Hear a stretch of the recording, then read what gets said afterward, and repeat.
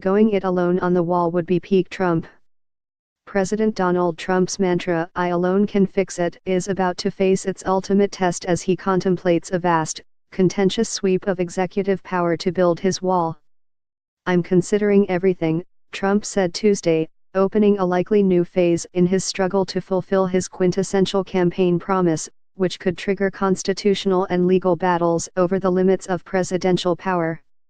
To keep alive his supporters' dream of a wall, Trump now has little choice but to go it alone, after a bipartisan Capitol Hill funding deal, shaped by the new era of divided government, dashed his demand for $5.7 billion in border wall funding. Trump intends to sign the deal. In many ways, it's an apt finale for the drama over the wall on the US-Mexico border, reconciling multiple, converging strands of Trump's presidency, political brand, willingness to shatter the norms of his office, and personality. As soon as he assumed the presidency, Trump began to fracture the guardrails of his office. He's often shown indifference and even contempt for constitutional processes and has lacked the patience or the institutional dexterity to pilot his own agenda through the stormy seas of Congress. From his days as a young developer on the Make to his starring role in NBC's The Apprentice, Trump has styled himself as the big man, barking orders and getting things done. That persona was part of the mystique that he sold to voters in 2016, and it's still the context in which he seems comfortable.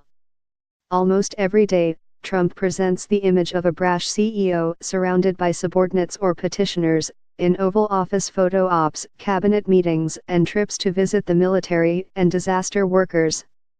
And yet he could have gotten a better deal in December than the $1.375 billion in funding for 55 miles of border barriers in the new congressional compromise, even before sparking a partial government shutdown over the wall. In office, Trump's imperious instincts often translate into a zeal for maximizing presidential power. He's run afoul of the courts, for instance, when he sought to impose a travel ban on citizens of mostly Muslim nations early in 2017. A watered-down version of the order was later upheld by the Supreme Court. Trump's legal advisors also made an expansive assessment of presidential power by claiming he cannot obstruct justice, as he's constitutionally designated as the nation's top law enforcement officer. In signing the deal, Trump would spare himself another damaging shutdown, and his friends in Congress have acknowledged he lacks leverage. "I think he will sign it. I think he'll do so reluctantly," said Trump's ally Representative Mark Meadows, a North Carolina Republican. Trump often responds to a political reversal or roadblock by escalating a situation, forcing others to react to his exercising of power. By using executive orders to reprogram government funds already appropriated by Congress, or by taking a step further by declaring a national emergency, Trump could grab back the initiative. He could unite angry conservative pundits behind him and delight supporters who chant "Build the Wall" at his rallies. Trump would satisfy his own craving for action and his self-image as a strongman disdainful of the establishment. "I think he wants that fight," said Senator Lindsey Graham, a South Carolina Republican, on Tuesday. "I think he's saying, from my point of view this is a national emergency, and I think he's willing to have that fight with Congress and the courts. There's only one problem: such a step may be illegal and unconstitutional, and stretch the conventional understanding of presidential power beyond its limits." It's not that Trump would be the first president to claim vast executive powers or to declare national emergencies to grant himself extra heft. President Abraham Lincoln suspended the writ of habeas corpus in the Civil War. President Franklin D. Roosevelt claimed emergency powers to fight the Great Depression and World War II. President George W. Bush adopted an expansive concept of White House power after 9/11. President Barack Obama used executive action to shield some undocumented immigrants from deportation. President Obama, President Clinton, President Bush, they've declared many national emergencies. Many, Trump said Tuesday. Declaring a national emergency to build a wall would not be a simple matter, however. It would stretch the definition of a national emergency beyond any previous point and trigger challenges in Congress and the courts. Even if Trump decides to start with less broad executive action to reprogram several billions of dollars in Pentagon, Treasury, and Department of Homeland Security funds, he could hit legal and political trouble. Such action could be seen as infringing on Congress's power of the purse and its prerogative to reject a legislative demand from the president. It would be very clear that Congress has frustrated his request for wall funding and that he has decided to do an end run around Congress's appropriation authority, said Matthew Dallek, a specialist in presidential power at the Graduate School of Political Management at George Washington University. Trump's opponents could invoke the precedent set by President Harry Truman's decision to seize control of steel mills over a labor dispute that threatened to harm U.S. military readiness during the Korean War. In what became known as the Youngstown decision, the Supreme Court held that Truman threatened the constitutional equilibrium by issuing an executive order that was incompatible with the expressed will of Congress. In our system, it is Congress that makes the law, not a president. The Congress had acted to prohibit his action.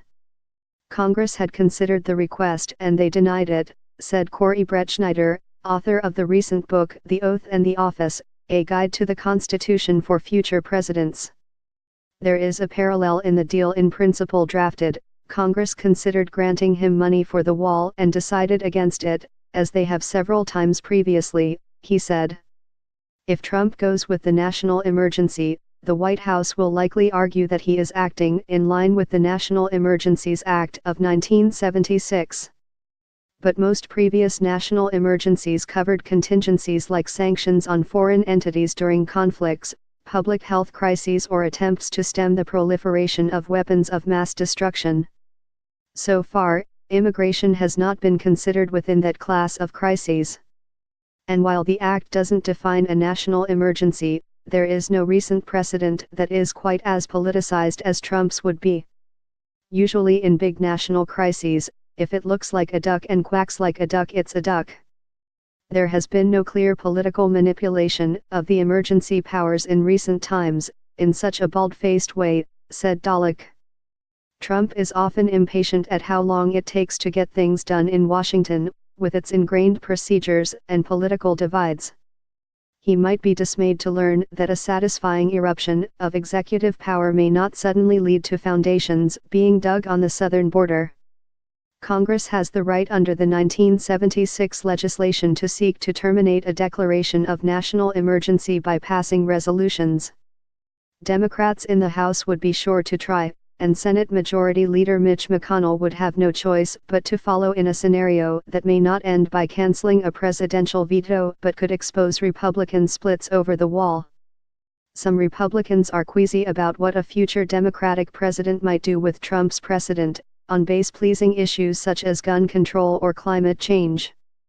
Trump opponents are also readying lawsuits despite laws that White House experts interpret to argue that Trump has legal grounds to shift around already appropriated money during national emergencies. Years of eminent domain cases could further delay the wall, over private land that lies along the route. On Tuesday, for instance, the North American Butterfly Association asked a federal court to halt border wall construction in the Rio Grande Valley, arguing that the work interferes with its property rights. But the political payoff from moving ahead may satisfy Trump for now, and allow him to declare he's kept his promise as he campaigns for re-election. The bottom line is, we're building the wall, Trump said Tuesday.